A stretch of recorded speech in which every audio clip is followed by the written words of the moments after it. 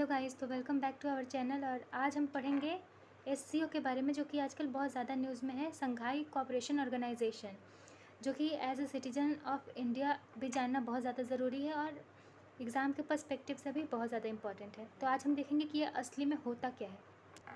तो ये एक ग्रुपिंग है कंट्रीज़ का, जो कि 5 कंट्रीज़ ने फर्स्ट में मिलकर बनाया था, जो थे रशिया, चाइना,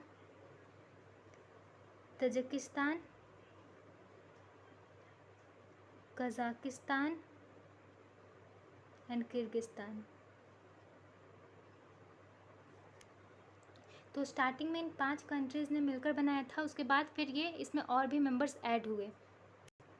2001 में उज़्बेकिस्तान भी ऐड हुआ था। तो लास्ट में मैं आपको एक ट्रिक बताऊंगी, जिससे आप सारे कंट्रीज़ का नाम बहुत इजीली याद कर लेंगे। और फिर इंडिया और पाकिस्तान 2005 में एज एन ऑब्जर्वर ज्वाइन किए थे और 2017 में इन लोगों को परमानेंट मेंबरशिप मिल गई थी इसमें। तो ये लोग भी उसके मेंबर्स हो गए। और अभी 2022 में ईरान ने भी इसमें आने के लिए मतलब किया था। और अभी जो 4 जुलाई 2023 को हमारे कंट्री ने होस्ट किया था इसका meeting, virtual meeting means video conference पे सारे कंट्रीज़ का मीटिंग हुआ था। इसमें ईरान को परमानेंट मेंबरशिप मिल गई। तो now it is a grouping of 9 countries. तो 9th मेंबर कौन है? ईरान। इसलिए ये बहुत ज़्यादा इंपॉर्टेंट है अभी न्यूज़ में, क्योंकि ईरान अभी अभी ऐड हुआ है इसमें।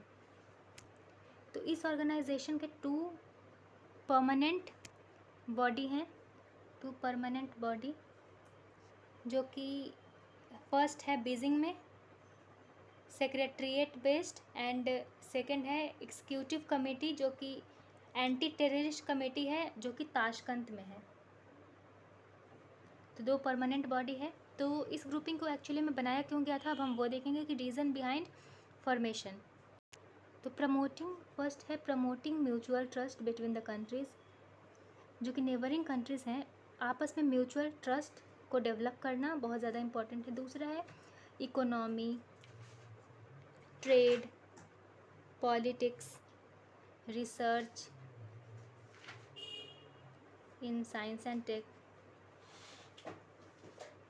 और रिसर्च एंड डेवलपमेंट, इन सब में मतलब कॉपरेट करना और इन सब को आगे बढ़ाना। तीसरा है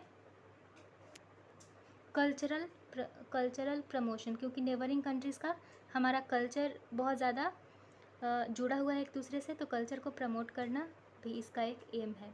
चौथा एम है टेररिज्म को रोकना।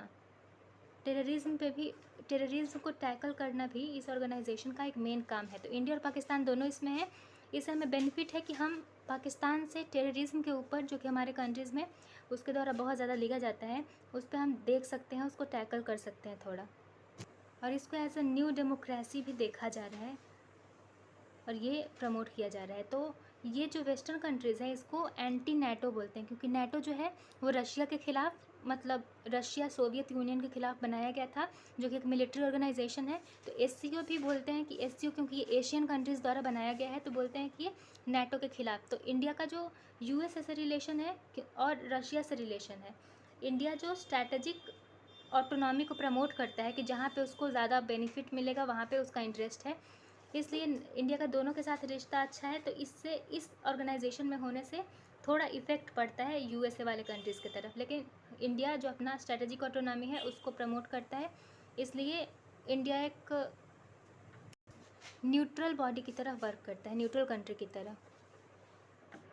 तो एट लास्ट हम देखेंगे इसके मेंबर्स कंट्रीज़ को याद करने का एक निमोनिक्स क्या होता है। तो निमोनिक्स है India, India, truck, to Pakistan plus Iran, क्योंकि अभी अभी ईरान ऐड हुआ है तो हमारे निमोनिक्स में इसको ऐड करना पड़ेगा। तो इंडिया, आई फॉर इंडिया ये है, पाकिस्तान यहाँ पे है, ईरान यहाँ पे है। नाउ सेंट्रल एशियन कंट्रीज़ में हम ऐसे भी याद कर सकते हैं, सेंट्रल इंडियन एशियन कंट्रीज़ में सिर्फ तजाकिस्तान है, तुर्कमेनिस्तान नहीं है, सिर्फ तुर्कमेनिस्तान नहीं है, बाकी सारे सेंट्रल एशियन कंट्रीज़ है जो 4 हैं, एक रशिया एंड चाइना है।